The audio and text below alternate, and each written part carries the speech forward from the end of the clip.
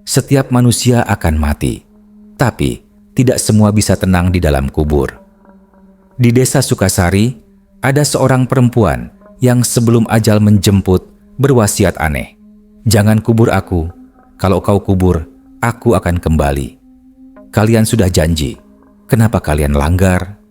Dan malam itu, janji yang dilanggar menghidupkan kembali sesuatu yang seharusnya sudah mati.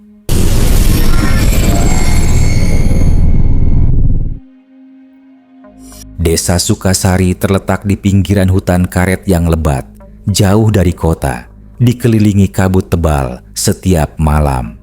Suara jangkrik dan lolongan anjing seringkali terdengar bersahut-sahutan dari kejauhan, seakan menandai bahwa tempat itu bukan desa biasa. Di salah satu rumah kayu tua di ujung desa, seorang perempuan bernama Sulastri terbaring lemah di ranjang bambu. Tubuhnya kurus, kulitnya pucat kekuningan, dan napasnya tersengal seperti ada beban besar di dadanya. Sudah 3 bulan Sulastri sakit tanpa diketahui sebabnya. Dukun dan tabib sudah didatangkan, tapi tak ada yang bisa menyembuhkan. Malam itu, hujan turun rintik-rintik disertai petir yang menyambar dari kejauhan. Rina, anak perempuan satu-satunya, duduk di samping ibunya sambil memijat lembut tangannya yang dingin. Sementara Bagas, kakaknya, sibuk menyalakan lampu minyak karena listrik sering padam di desa itu. Saat petir menyambar, Sulastri tiba-tiba menggenggam tangan Rina kuat-kuat. Matanya terbuka lebar, bola matanya memutih, dan dari bibirnya keluar suara parau yang tak seperti biasanya. "Nak, kalau ibu mati nanti, jangan kubur ibu di tanah. Jangan pernah." Rina tertegun. "Bu, jangan ngomong gitu. Ibu pasti sembuh." Sulastri menggeleng pelan, air matanya menetes di pipi. "Dengar kata ibu, kalau ibu dikubur, ibu nggak akan tenang. Ibu akan kembali menjemput siapapun yang mengubur ibu." Bagas yang mendengar dari belakang langsung menghentikan gerakannya. "Bu, jangan bicara aneh-aneh. Itu dosa." Tapi Sulastri malah tertawa kecil. Tawanya lirih dan terdengar seperti 2 suara sekaligus, suara manusia dan suara lain yang berat dan serak. "Kalian gak tahu apa yang sudah ibu lakukan dulu," katanya pelan. "Ada janji yang belum lunas. Kalau tubuh ibu menyentuh tanah, janji itu akan pecah dan ibu akan keluar lagi." Rina memeluk ibunya, ketakutan. Tapi Sulastri hanya menatap ke arah langit-langit kamar, seperti melihat sesuatu di sana. Matanya perlahan tertutup, napasnya tersengal, lalu berhenti sama sekali. Sunyi. Angin mendesir lewat jendela yang terbuka, membuat tirai putih bergoyang lembut. Lampu minyak bergetar, lalu padam. Dari kejauhan, anjing-anjing di desa Sukasari melolong bersamaan, panjang dan melengking. Rina menjerit memanggil kakaknya, dan Bagas segera berlari mendekat. Mereka memandangi wajah ibu mereka yang kini kaku dan dingin. Hujan di luar semakin deras, seolah langit ikut menangis malam itu. Namun, sesaat sebelum mereka menutup wajah ibunya dengan kain kafan, tangan Sulastri tiba-tiba bergerak mencengkeram tangan Rina sekuat tenaga. Suhu kulitnya dingin seperti es, dan dari bibirnya yang membiru keluar satu kalimat yang nyaris tak terdengar, tapi menusuk sampai tulang. "Ingat Rina, jangan kubur ibu, jangan pernah." Lalu tubuhnya benar-benar kaku, dan aroma anyir memenuhi ruangan. Di luar rumah, kilatan petir menyorot hutan karet di belakang rumah mereka. Dan dalam kilatan itu, Rina sempat melihat bayangan perempuan lain berdiri di antara pepohonan. Rambut panjang menutupi wajahnya, menatap ke arah rumah mereka. Sejak malam itu, angin di desa Sukasari tak pernah lagi berhembus dengan tenang. Pagi itu, hujan belum berhenti sejak malam. Ibu mereka menghembuskan napas terakhir. Desa Sukasari tampak muram. Jalan tanah becek, udara lembab, dan kabut tipis masih menggantung di antara pepohonan. Rumah keluarga Sulastri dipenuhi warga yang datang melayat. Bau kemenyan bercampur dengan aroma tanah basah, menimbulkan sensasi ganjil yang menusuk hidung. Rina duduk di pojok ruangan dengan mata sembab. Wajahnya pucat, tangannya gemetar sambil memegang kain kafan yang akan digunakan untuk membungkus jasad ibunya. Kata-kata terakhir Sulastri terus terngiang di telinganya. Jangan kubur ibu di tanah. Tapi siapa yang mau percaya dengan pesan seperti itu? Semua orang menganggap itu cuma halusinasi orang sekarat. Bagas, sebagai anak laki-laki tertua, harus mengambil keputusan. Ia berdiri di depan warga yang sudah siap menggali liang lahat. Lakukan saja seperti biasa, katanya datar, walau sorot matanya menyimpan keraguan. Ibu, nggak bisa dibiarkan begitu saja. 3 orang penggali kubur, dipimpin oleh Pak Surip, mulai menyiapkan liang lahat di area pemakaman Desa Sukasari yang terletak di belakang hutan karet. Saat cangkul pertama menyentuh tanah, suara petir menyambar keras, membuat semua orang tersentak. Tanah yang mereka gali terasa lebih keras dari biasanya, seperti menolak dibuka. Beberapa kali cangkul mereka memantul, hingga salah satu penggali berkata lirih, "Tanahnya kayak hidup, Pak." Pak Surip mengabaikan. Tapi setelah hampir 2 jam, tanah itu masih belum cukup dalam. Mereka akhirnya menyerah dengan hasil seadanya. Ketika jasad Sulastri hendak diangkat keluar rumah, lampu minyak di ruang tengah tiba-tiba padam sendiri, padahal tak ada angin. Suara gemerisik datang dari bawah ranjang tempat Sulastri biasa tidur. Rina spontan menoleh ke arah itu, dan dalam sekejap ia melihat bayangan tangan muncul di lantai, seperti mencoba meraih sesuatu. Ia menjerit, tapi semua orang mengira itu karena ia terlalu berduka. Mereka membawa jenazah Sulastri ke pemakaman. Hujan mulai turun deras, menenggelamkan suara doa-doa yang dilantunkan. Setiap kali tanah dilempar ke atas peti, air hujan membentuk percikan merah kehitaman, seolah bercampur darah. Warga saling pandang, tapi tak ada yang berani bersuara. Ketika liang itu hampir tertutup sempurna, tanah di bagian bawah tiba-tiba amblas, membuat peti jenazah miring. Rina menjerit memanggil ibunya, sementara Pak Surip dan para penggali berusaha memperbaikinya. Namun anehnya, tanah terus longsor setiap kali ditimbun, seperti menolak menerima tubuh itu. Setelah beberapa kali mencoba, mereka akhirnya memutuskan menimbun cepat-cepat dan membaca doa terakhir. Saat semua orang mulai meninggalkan area kubur, hanya Rina yang masih berdiri di sana, basah kuyup oleh hujan. Ia menatap kubur ibunya yang masih bergoyang perlahan, seperti tanahnya bergerak dari dalam. Lalu, samar-samar terdengar suara ketukan pelan dari bawah tanah, 3 kali, jelas dan berirama. Tok, tok, tok. Rina terdiam. Air matanya bercampur air hujan. Ia menunduk, lalu berbisik nyaris tanpa suara. "Ibu?" Tidak ada jawaban. Tapi ketika ia hendak pergi, dari dalam liang terdengar rintihan lirih. Suara perempuan tercekik seperti mencoba memanggil namanya. "Rina, jangan tinggalin ibu." Rina membeku. Kakinya lemas, tapi Bagas langsung menariknya menjauh dengan wajah panik. "Jangan dengarkan itu, kita pulang sekarang."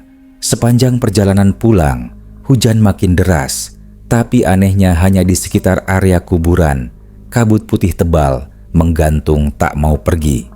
Dari balik kabut itu, Rina sempat menoleh sekali lagi. Ia melihat sesuatu yang membuat darahnya membeku. Bayangan hitam setinggi 2 meter berdiri di atas gundukan kubur. Rambut panjangnya menjuntai dan matanya menyala redup merah. Semenjak hari pemakaman itu, malam-malam di Desa Sukasari tak lagi sama. Anjing-anjing menggonggong tanpa arah setiap pukul 2 dini hari. Orang-orang mulai mendengar suara langkah kaki menyeret sesuatu di jalan setapak menuju kuburan. Dan di rumah Rina, bau tanah basah selalu muncul setiap malam. Meski hujan sudah lama berhenti. Hujan sudah reda sejak sore, tapi udara malam di desa Sukasari terasa lebih dingin dari biasanya. Kabut tebal turun dari arah hutan karet, menyelimuti jalan setapak menuju rumah keluarga Sulastri. Rumah itu kini sepi, hanya diterangi lampu minyak kecil di ruang tengah. Rina duduk termenung di depan jendela, menatap ke arah halaman yang masih basah. Matanya merah, belum sempat tidur sejak pemakaman siang tadi. Kata-kata terakhir ibunya terus terngiang-ngiang di kepalanya. Jangan kubur ibu di tanah. Ia masih bisa mendengar jelas suara itu, seolah-olah baru saja diucapkan. Sementara di dapur, Bagas sibuk memeriksa atap bocor yang menetes di dekat tempat penyimpanan beras. Tapi entah mengapa, setiap kali ia menunduk, ia merasa ada yang memperhatikannya dari sudut ruangan. Menjelang tengah malam, angin tiba-tiba berhenti. Tidak ada suara jangkrik, tidak ada angin. Hening, suasana seperti berhenti bernafas. Rina yang masih duduk menoleh karena mendengar suara ketukan pelan di jendela. Tok, tok, tok. Ia berdiri perlahan, berjalan mendekat. Di luar hanya kabut putih pekat, tak terlihat apa-apa. Tapi saat ia membuka tirai, sesuatu menempel di kaca. Bekas tangan penuh lumpur masih meneteskan air, seperti baru saja keluar dari tanah. Rina menjerit, mundur sampai terjatuh. Bagas berlari dari dapur, wajahnya panik. Ada apa, Rin? Rina hanya bisa menunjuk jendela dengan gemetar. Namun ketika Bagas melihat bekas tangan itu sudah hilang, yang tersisa hanyalah jejak air berlumpur di lantai dekat jendela. Bagas mencoba menenangkan adiknya. Kau terlalu lelah, Rin. Tidurlah. Besok juga reda. Rina menggeleng. Itu tangan ibu. Aku tahu itu tangan ibu.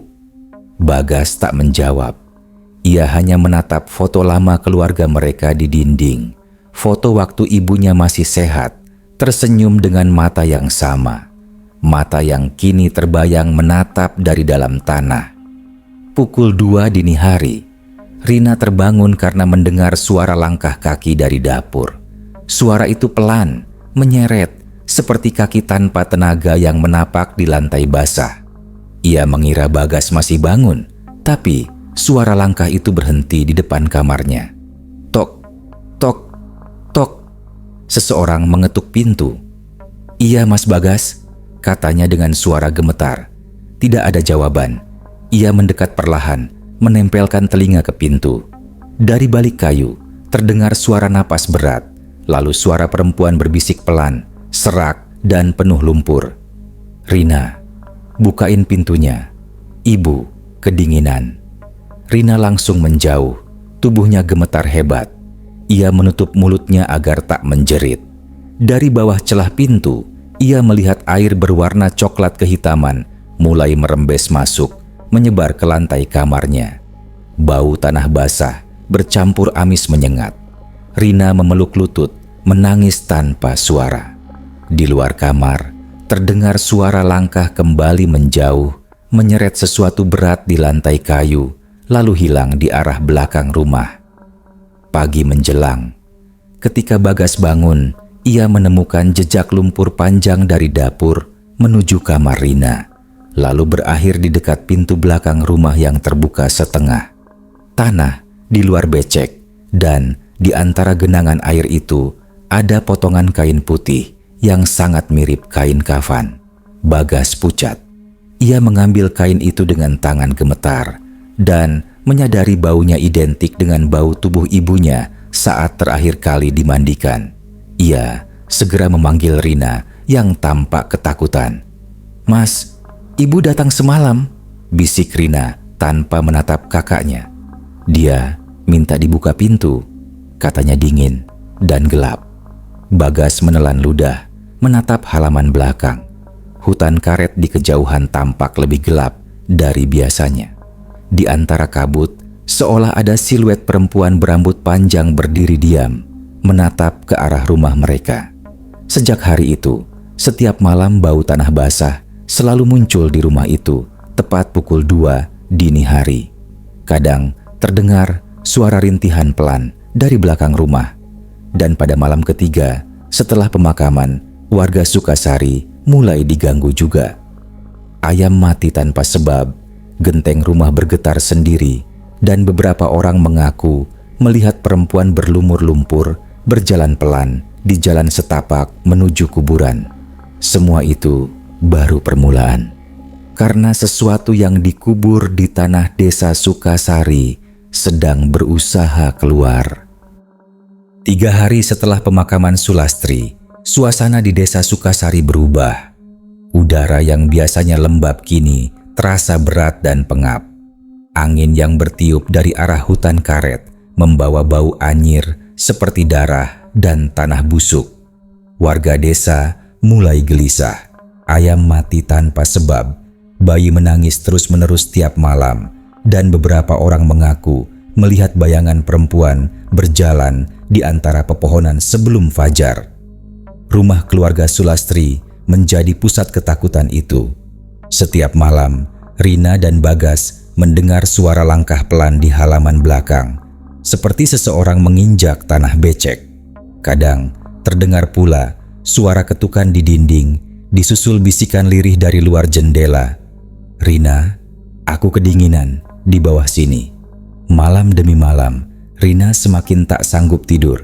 Wajahnya pucat, matanya cekung. Ia terus memandangi foto ibunya di dinding, berusaha meyakinkan diri bahwa semua hanya halusinasi. Tapi halusinasi tidak meninggalkan bekas lumpur di lantai rumah setiap pagi. Pada hari keempat, Bagas akhirnya memutuskan untuk pergi ke kuburan ibunya, berharap menenangkan hati adiknya. Ia mengajak Pak Surip, penggali kubur yang dulu menimbun liang lahat Sulastri. Mereka berdua berjalan pagi-pagi buta saat kabut masih menggantung rendah di antara pepohonan.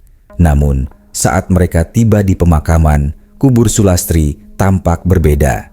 Tanahnya retak di beberapa bagian dan di tengah gundukan terlihat bekas tangan mencakar dari dalam. Pak Surip terdiam cukup lama, wajahnya berubah pucat pasi. "Astagfirullah, ini kayak ada yang keluar dari dalam, Gas," katanya terbata. Bagas menelan ludah. Ia berjongkok, menyentuh tanah itu, dan merasakan sesuatu lembab di bawah permukaannya. Saat ia menggali sedikit dengan tangan, ia menarik keluar sobekan kain putih yang berlumpur dan berbau busuk. Kain itu masih basah, dan di ujungnya ada bekas darah kering. Ini kain kafan ibu," bisik Bagas pelan. Pak Surip langsung mundur beberapa langkah. "Gas, kuburan ini udah gak wajar. Kau bawa kain itu pulang, nanti celaka." Tapi Bagas tak mendengarkan. Ia hanya diam, menatap kain itu seperti tersihir. Malamnya, Rina sedang menutup jendela ketika ia mencium bau busuk yang familiar. Bau yang sama seperti waktu memandikan jenazah ibunya. Ia berbalik dan melihat kain putih kotor tergantung di jemuran belakang. Kain itu basah, meneteskan air coklat ke tanah. Rina langsung berlari ke kamar Bagas. "Mas, kain kafan ibu, kenapa ada di belakang rumah?" Bagas menatapnya dengan mata sayu. "Aku nemu di kuburan tadi pagi.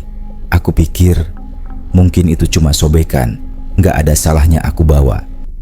Rina marah, tapi sebelum sempat berkata lagi, terdengar bunyi pintu dapur terbuka sendiri. Keduanya menatap ke arah dapur. Lampu minyak bergoyang pelan, dan dari dalam ruangan itu muncul suara basah seperti sesuatu yang menyeret kaki di lumpur.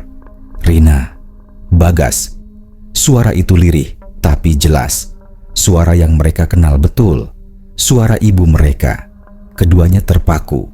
Dari balik pintu dapur yang terbuka muncul bayangan perempuan. Tubuhnya basah berlumpur, wajahnya separuh busuk, dan matanya menatap kosong tapi hidup. Kain kafan yang robek melilit tubuhnya, sebagian terseret di lantai. Bau busuk menyengat ruangan. Rina mundur sambil terisak. "Bu, maaf, kami nggak tahu." Sulastri tersenyum. Senyumnya aneh, seperti kulit wajahnya dipaksa menirukan ekspresi manusia. "Ibu cuma mau pulang, Nak. Kenapa dikubur?" Bagas mencoba melangkah maju, tapi sosok itu perlahan berjalan mendekat.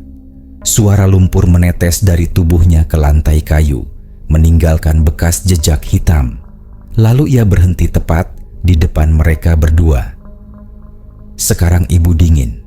Kalian juga harus ikut ibu, supaya nggak kedinginan lagi." Tiba-tiba, lampu minyak padam. Ruangan gelap total. Terdengar suara benda jatuh dan jeritan Rina yang menggema di dalam rumah. Ketika tetangga datang keesokan paginya, mereka menemukan rumah itu dalam keadaan berantakan. Di lantai dapur ada jejak kaki berlumpur yang mengarah keluar rumah menuju ke arah pemakaman, dan di jemuran belakang kain kafan yang tadi tergantung sudah menghilang. Sejak malam itu, gangguan di desa Sukasari semakin parah. Banyak warga mengaku mendengar suara tangisan perempuan di hutan karet atau mencium bau busuk yang muncul tiba-tiba di tengah malam. Beberapa warga mulai percaya Sulastri belum benar-benar mati. Ia hanya kembali ke tempat di mana wasiatnya dilanggar, dan malam-malam berikutnya tidak ada yang berani melewati jalan ke pemakaman, karena di antara kabut sering terlihat perempuan berpakaian kafan robek berjalan tanpa arah sambil memanggil satu nama yang membuat darah siapapun membeku. Rina. Sejak kain kafan di rumah keluarga Sulastri menghilang, desa Sukasari tidak lagi sama. Malam-malamnya menjadi panjang dan penuh teror. Suara tangisan perempuan sering terdengar dari arah kuburan, disusul bau busuk yang menyebar sampai ke rumah warga. Anjing-anjing menyala ke arah hutan karet tanpa sebab. Orang-orang mulai takut keluar rumah setelah maghrib. Rina dan Bagas kini tinggal sendirian, tapi seisi rumah mereka seperti hidup sendiri. Kadang pintu terbuka tanpa angin, piring jatuh tanpa tersentuh, dan suara ibu mereka terdengar dari kamar, memanggil pelan, "Rina, ibu sudah pulang." Suatu malam, Bagas memutuskan menemui Mbah Kromo, dukun tua yang tinggal di ujung desa. Mbah Kromo terkenal dengan pengetahuannya tentang roh dan perjanjian lama. Ia jarang keluar rumah, tapi konon dialah satu-satunya orang yang tahu masa lalu Sulastri sebelum menikah. Bagas datang menjelang senja. Rumah dukun itu remang, bau dupa memenuhi udara. Mbah Kromo duduk di depan tungku kecil, matanya merah dan tangannya gemetar memegang segenggam bunga kenanga. Tanpa ditanya, ia langsung bicara. "Aku sudah tahu kau bakal datang, Gas. Aku juga tahu kenapa Bagas menelan ludah. Tolong, Mbah, sejak ibu dikubur, desa ini nggak tenang. Apa yang sebenarnya terjadi sama ibu saya?" Dukun itu menarik napas panjang, lalu berkata dengan suara pelan namun berat, seolah setiap kata membawa beban masa lalu. "Ibumu dulu pernah datang padaku. Dia sakit keras. Waktu itu tak ada yang bisa menyembuhkan. Ia memohon agar sembuh, apapun syaratnya." Bagas menatap heran. "Jadi, Mbah yang menolong ibu?" "Bukan menolong," kata Mbah Kromo pelan. "Aku hanya jadi perantara. Yang menolong dia adalah sesuatu dari luar batas manusia. Sesuatu yang hidup di bawah tanah, penunggu tanah kubur yang haus janji."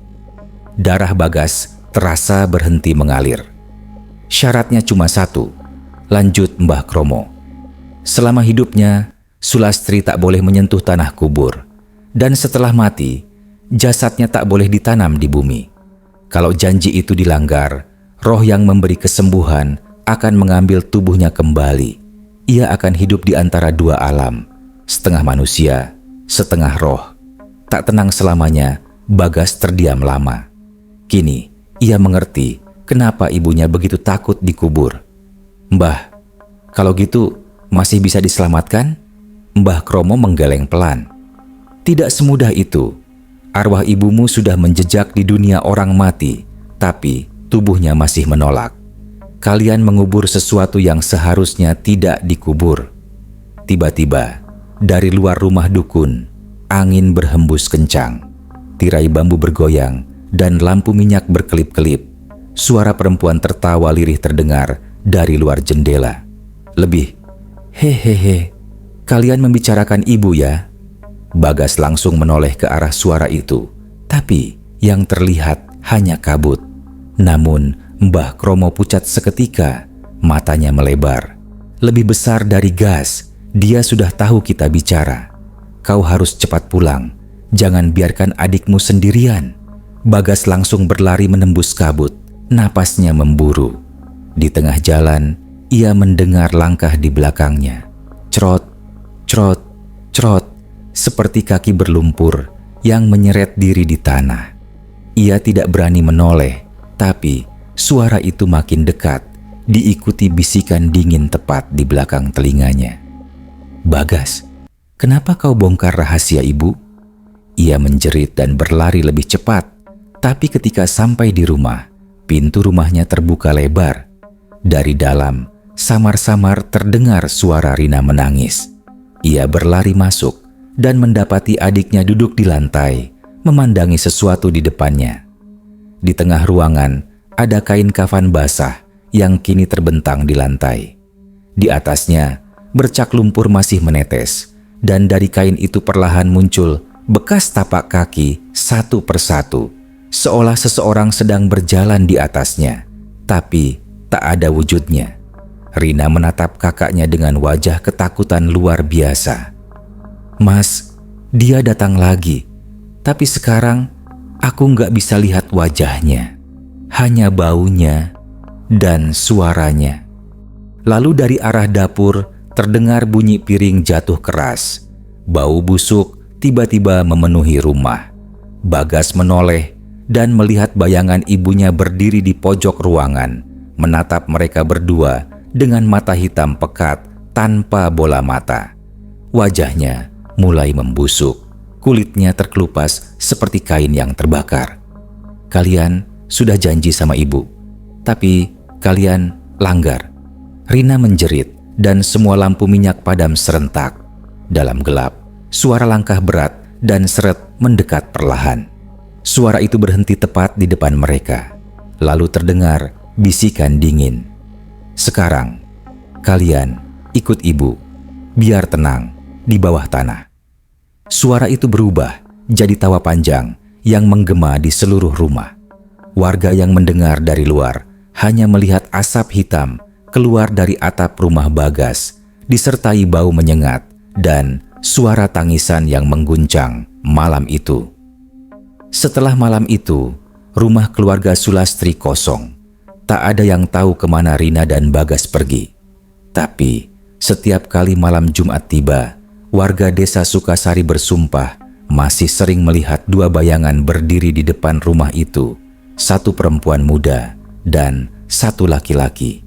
Keduanya diam, memandangi kuburan di belakang hutan. Dan dari arah kubur Sulastri sering terdengar suara pelan memanggil dengan nada lembut namun menusuk. "Nak, ibu udah gak kedinginan lagi. Kalian juga udah sama ibu sekarang." Pagi setelah malam mengerikan itu, desa Sukasari diselimuti kabut tebal yang tidak biasa. Burung tidak berkicau dan udara berbau tanah basah bercampur anyir. Beberapa warga yang memberanikan diri mendekati rumah keluarga Sulastri menemui pemandangan yang membekukan darah. Pintu rumah terbuka lebar, isi rumah berantakan seperti dihantam badai, dan di tengah ruang tamu hanya tersisa bekas lumpur hitam yang menempel di lantai membentuk dua tapak kaki besar dan satu kecil, seperti milik seorang wanita dan dua anaknya. Tak ada tanda-tanda Rina dan Bagas. Namun, Di pojok ruangan ditemukan sisa kain kafan yang sudah mengering dan mengeras seperti batu, serta bunga kenanga yang masih segar meskipun tak ada yang menaruhnya. Kepala dusun memutuskan untuk memanggil beberapa warga menuju makam Sulastri di belakang hutan. Mereka ingin memastikan apakah makam itu masih utuh, karena beberapa malam terakhir terdengar suara seperti tanah digali dari arah sana. Langit mendung ketika mereka tiba di kuburan, dan saat langkah mereka mendekat, semua berhenti bersamaan. Kubur Sulastri kini terbuka lebar. Tanahnya terbelah seperti baru saja digali dari dalam, bukan dari atas. Udara di sekitarnya dingin bukan main, sampai napas pun keluar seperti kabut. Di dalam lubang itu tidak ada jenazah, hanya sisa kain kafan basah dan jejak lumpur yang mengarah ke luar kubur menuju arah rumah Sulastri. "Innalillahi, siapa yang gali ini?" bisik salah satu warga. Tak ada yang menjawab, semua hanya saling pandang dengan wajah pucat. Kepala dusun menatap ke dalam lubang, lalu memanggil pelan, "Gas, Rin, kalian di situ?" Suara itu justru dijawab oleh tawa lirih dari arah pepohonan. Suara perempuan, tertawa pelan, lembut tapi memanjang, seperti berasal dari antara dunia. "Hehehe, jangan cari mereka. Mereka sudah sama aku." Beberapa warga langsung lari terbirit-birit. Hanya kepala dusun dan dua pemuda yang masih bertahan. Mereka mendekat ke arah sumber suara, dan di bawah pohon besar, mereka melihat sesuatu yang membuat darah berhenti mengalir. 3 sosok berdiri berjejer. Sulastri dengan wajah setengah membusuk, namun senyum mengerikan. Di sebelahnya Rina, menatap kosong dengan mata hitam legam, dan di sampingnya Bagas, tubuhnya pucat, bibirnya biru kehitaman. Semua diam, tapi dari mulut Sulastri keluar suara lirih. "Ibu sudah janji, kalau dikubur, ibu akan kembali. Sekarang kami bertiga tidak akan pernah berpisah lagi." Tiba-tiba, tanah di sekitar mereka mulai bergetar. Suara seperti bisikan dari dalam bumi menggema, disusul aroma busuk menyengat. Dari bawah kaki mereka, muncul tangan-tangan hitam berlumur tanah, seperti ingin menarik sesuatu ke bawah. Rina dan Bagas menatap ibunya tanpa ekspresi. Lalu mereka bertiga perlahan tenggelam ke tanah, satu persatu, tanpa suara jeritan, hanya desis angin dingin yang melewati daun-daun. Ketika semuanya lenyap, tanah kembali menutup sendiri, rapat, tanpa bekas galian. Warga yang menyaksikan itu hanya bisa berdiri membeku. Tak ada yang berani mendekat. Kepala dusun jatuh berlutut sambil beristighfar berulang kali. Mereka mencoba menandai tempat itu, tapi setiap kali seseorang mendekat pada malam hari, mereka mendengar suara ketukan dari bawah tanah, disertai bisikan halus yang memanggil nama-nama warga satu persatu. Seminggu kemudian, desa Sukasari menjadi sepi. Banyak warga pindah karena tak tahan dengan gangguan aneh yang terus terjadi. Pintu rumah terbuka sendiri di malam hari. Anjing menyala ke arah tanah kosong di belakang hutan. Dan yang paling menakutkan, setiap malam Jumat di kubur Sulastri, tanahnya selalu tampak basah seperti baru digali, padahal tidak ada yang menyentuh. Beberapa orang bersumpah melihat bayangan perempuan dan 2 anak berjalan di antara nisan-nisan, berhenti di setiap kubur baru sambil berbisik, "Jangan dikubur, nanti kamu juga enggak tenang seperti kami." Kepala dusun akhirnya memerintahkan agar seluruh area kubur lama ditutup dengan pagar besi dan diberi larangan mendekat setelah maghrib. Tapi hingga kini, siapapun yang lewat desa Sukasari pada malam hari masih bisa mendengar suara pelan dari balik pagar itu. Kami masih di sini karena janji itu tak pernah ditepati. Kisah ini dipercaya benar-benar terjadi di desa Sukasari, Jawa Barat, dan sampai hari ini masih menjadi bahan bisik-bisik warga. Konon, tanah di atas kubur Sulastri tidak pernah benar-benar kering. Dan jika kau berdiri di sana cukup lama, kau bisa mendengar bisikan yang sama, lembut, pelan, dan memanggil namamu. Sejak malam itu, tidak ada lagi yang berani menggali tanah di desa Sukasari. Aku sudah janji, dan aku kembali. Beberapa warga masih sering melihat bayangan 3 sosok berjalan di antara kubur lama, 1 perempuan dan 2 anaknya. Dan setiap kali malam tiba, dari balik tanah itu selalu terdengar suara pelan memanggil nama siapapun yang berani mendekat. "Jangan kubur aku